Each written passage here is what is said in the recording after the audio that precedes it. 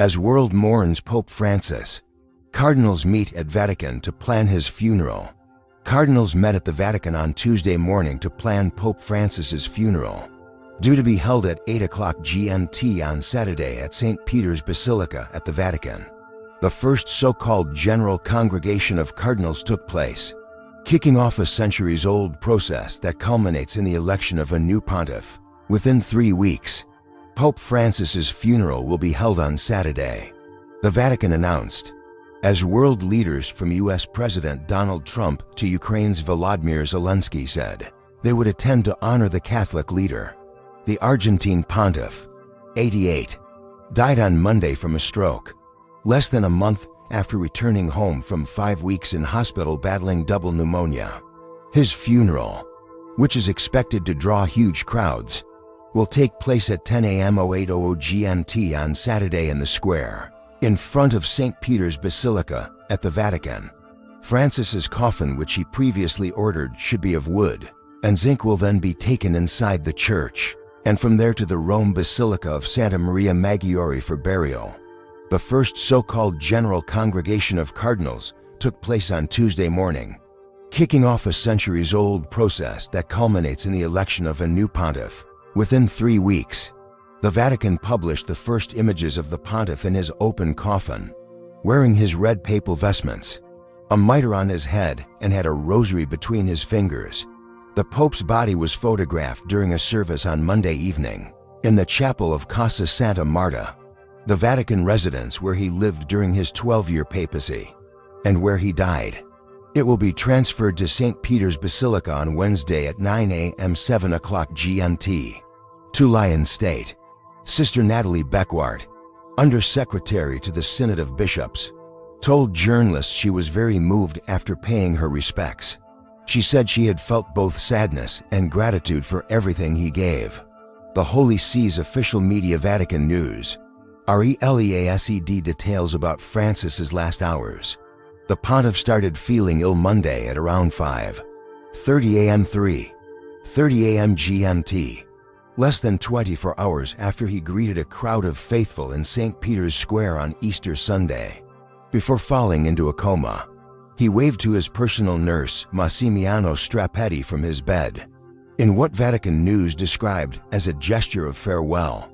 On Sunday, he had thanked Strappetti for encouraging him to take what would become his last tour of St. Peter's Square in his Pope-mobile. "Thank you for bringing me back to the square," Francis was quoted as saying.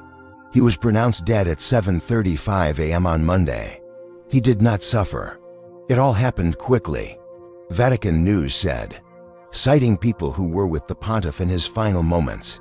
Tributes have poured in from around the globe for Francis, a liberal reformer who took over following the resignation of German theologian Benedict XVI in 2013. His home country, Argentina, prepared for a week of national mourning while India began 3 days of state mourning on Tuesday, a rare honor for a foreign religious leader in the world's most populous nation. Heads of state and royalty are expected for his funeral, with Trump and France's Emmanuel Macron the first to announce they would attend, even before a date was confirmed. European Commission Chief Ursula von der Leyen, Germany's outgoing Chancellor Olaf Scholz, and Ukrainian President Zelensky will also attend. Cardinals of all ages are invited to the general congregations, a second of which will be held on Wednesday. At the first meeting, attended by around 60 cardinals, lots were drawn to pick 3 people to help the Camerlengo. Cardinal Kevin Farrell run the Vatican's day-to-day affairs until a new pope is elected. Only those under the age of 80 are eligible to vote in the conclave, which should begin no less than 15 days and no more than 20 after the death of the pope, meaning between May 5th and 10th. Speculation is already growing about who will take over from Francis. Born Jorge Bergoglio, who was the first pope from the Americas and the first Jesuit, Cardinal Francois Xavier Bustillo, the Bishop of Ajaccio in Corsica, told AFP, as he arrived in Rome, that it would be an intense time. The Pope's body was moved into the Santa Marta Chapel on Monday evening, and his apartment formally sealed.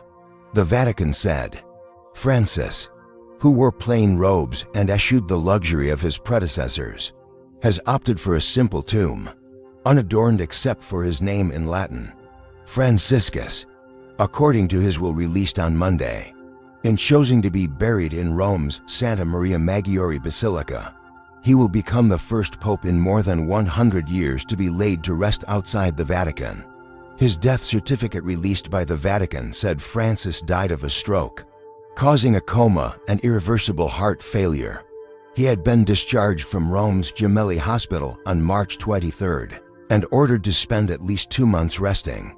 But Francis, who never took a holiday and delighted in being among his flock, made numerous public appearances in recent days. I saw on Easter Sunday that the Pope was tired.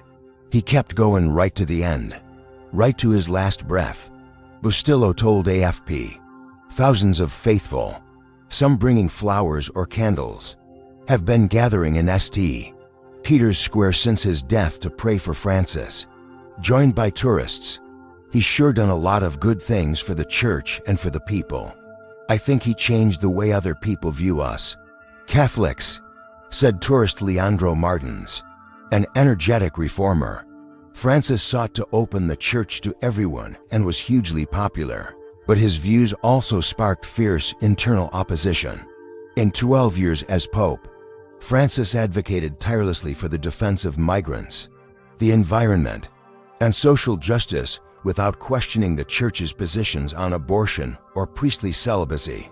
Outspoken and stubborn, Francis also sought to reform the governance of the Holy See and expand the role of women and lay people, and to clean up the Vatican's murky finances.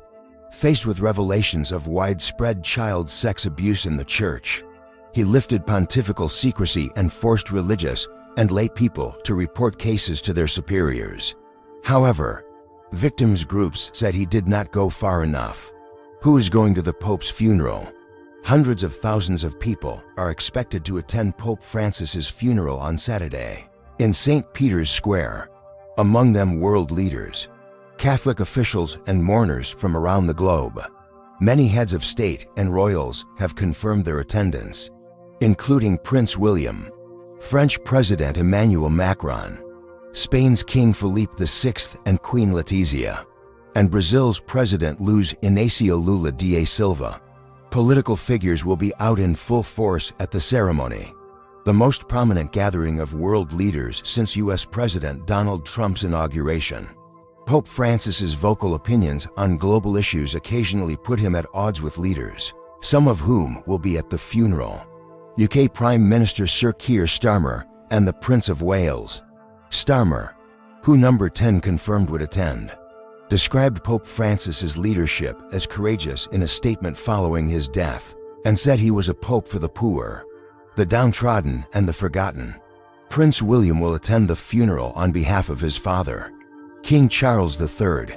In keeping with recent tradition, the King, when he was Prince of Wales, attended the funeral of Pope John Paul II in 2005 on behalf of Queen Elizabeth II. King Charles and Queen Camilla were among the last high-profile figures meet the Pope at his residence Casa Santa Marta during a royal visit to Italy earlier this month. The King paid tribute to Pope Francis's compassion and said through his care for both people and planet, he profoundly touched the lives of so many.